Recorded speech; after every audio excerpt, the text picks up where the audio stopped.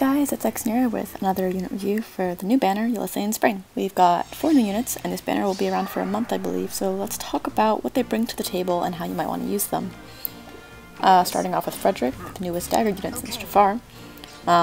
His base weapon unit grants him 2 attack, speed, defense, and resistance when he's at full HP, and he'll take 2 damage afterwards. So basically, it's a mix of Fury and Celica's Ragnarok. Now, I think there's 2 ways you can approach the effect of this weapon. You either can just see it as like a fancy 10 might silver dagger, or whatever the equivalent would be, that has a little extra oomph on the first hit, or you can run Renewal to gain the HP and get off as many procs as possible.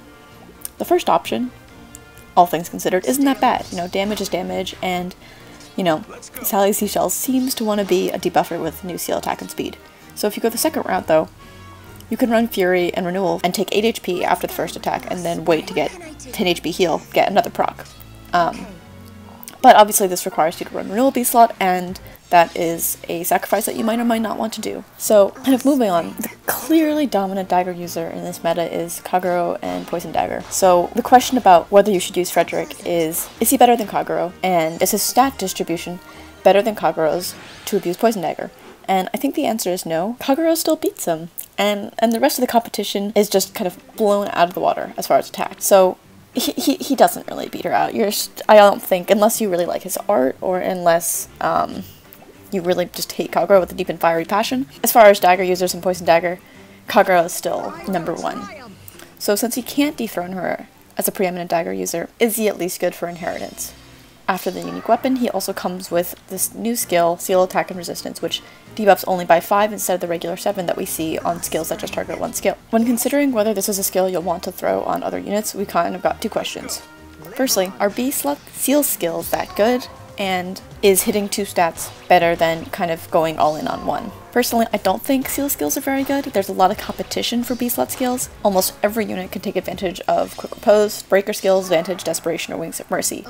Units that would want to take advantage of seal skills are tank units, where you'd put them in range of a bunch of enemy units on the enemy phase, and they would just debuff all of them, or maybe a Fire Sweep user. So in this situation, are attack and speed the skills you want to target? Yes and no. I see it kind of as a compromise combination, since the goal is generally to kill the enemy, debuffing the enemy in such a way that makes them easier to kill is going to be helpful. So debuffing attack obviously does nothing to help you better kill the enemy, it's just defensive buff. If you weren't able to kill that unit, them having an attack debuff makes it slightly easier to tank them for another turn, to let you kill them next turn. Sealing speed, on the other hand, is kind of offensive and defensive. It may allow your offensive units to double, where they normally might not, thereby securing a kill, or it will allow your tank unit to avoid being doubled and maybe live to fight another day.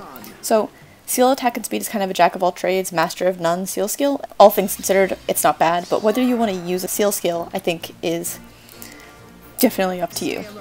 So, next let's look at Robin. Not in that way, I mean let's talk about Robin. And since all of the weapons have the same effect, I don't really want to go in detail again about the weapons, but I'll just say that there's much greater melee weapon diversity than daggers, so Deft Harpoon really has to be good in order to make you want to use it over like the plethora of other viable lances. HP +4 and defense +2 is a skill that probably is going to see pretty low usage, like Spring Crom's attack and defense +2 or Bride Kata's attack and res +2. I see them like sometimes used as placeholders, like if you know you want to put Fury on your unit, but you don't have Fury yet, so you just kind of like throw on like attack +3 or some other just like bait, like stat boosting skill. Like maybe you could do that, but you know, instead of sending home a 5-star unit to put a placeholding ability on another unit, you could just keep her for Lance Valor. Or if you have nothing better to do and you don't want the SP multiplier, you could just take the 2k feathers, which, you know, could upgrade the 3-star Hinata to a 4-star Hinata, so then now you have your Fury. Many of the flat stat increase abilities are just okay, whereas there are a lot of like objectively good A-slot skills. So ability-wise, I don't think female Robin has that much good stuff for inheritance. Lance Valor is nice, but you know, double SP weekends are a huge relief for grinding, and I definitely can't, you know, recommend pulling a unit solely for non-combat ability.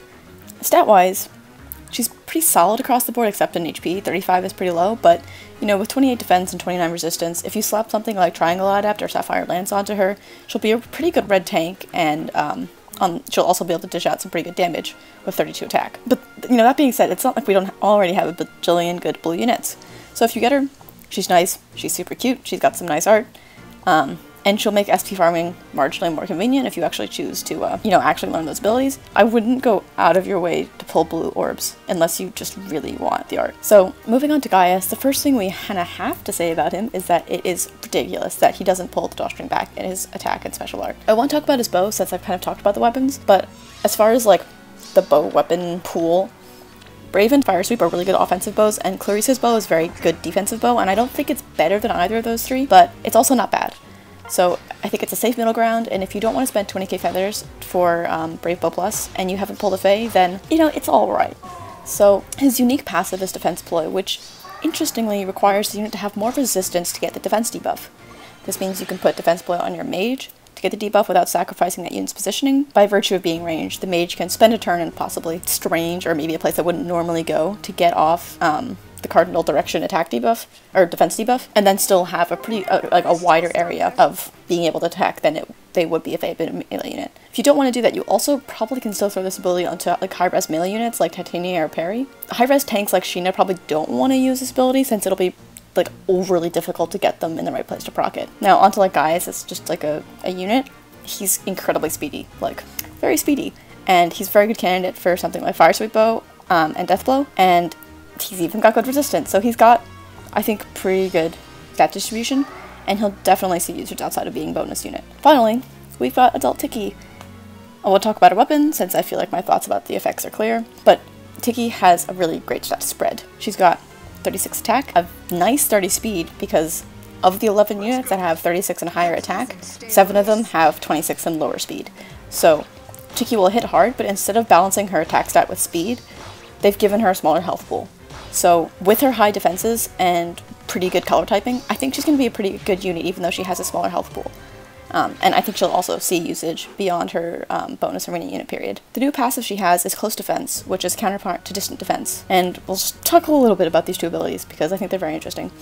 To me, Distant Defense is most useful on units with the built-in Distant Counter to shore up their resistance so that they can take a hit from a mage on the enemy phase and then get a KO. Since you see a reasonable amount of both physical and melee range units, Distant Defense's uses are quite varied, so you're using both the defense and resistance part of the skill. But for Close Defense, the resistance part is only ever going to kick in for mana keats, and the defense stat in general has slowly been undergoing that kind of power creep. Units are more tanky than they used to be. So 6 defense on the enemy phase to me is kind of not the greatest usage for 8 slot skills because tanks have just, with time, gotten tankier. Ranged units don't really want to use this ability either since we don't have any ranged weapons that have built-in close counter, so it's not like you can pull reverse shenanigans like you can for KMS's Xander. And you also obviously don't want to put this on your mage, expect them to take melee damage without close counter because at that point something has gone terribly wrong positioning-wise. Now, it's not a bad skill, but 6 defense and 6 res on QR tanks or other units that really shine on the enemy phase is nothing to sneeze at. And it's certainly better than Female Robin's HP plus 4 and defense plus 2. But I think as far as A-slot passives that enable tanks to tank better, it's actually fairly good, considering that the only defense A-slot abilities we've got that aren't just flat stat boosts like Fortress Defense or something like that are Armored Blow, which no one seems to like except for me, Earth Boost, Sturdy Blow, which is kind of half and half. So, in that pool of tank A-slot abilities, I think it's probably the best one, but whether you want to run a tank A-slot ability is really up to you. I see a lot of tanks with Fury, and Fury's, is a very solid skill. It lets them tank better, and it also gives them, kind of a bite. So, whether you, I personally don't think it's a very good A-slot ability, but it might see usage. It's not bad. So thank you for watching this review. And I hope this new unit review format was effective and helpful, so please let me know what you think about the video. Also, I'd love to hear, as usual, what you guys think about the new units or the new patch in general. And consider subscribing for more Fire Emblem content. I really appreciate it.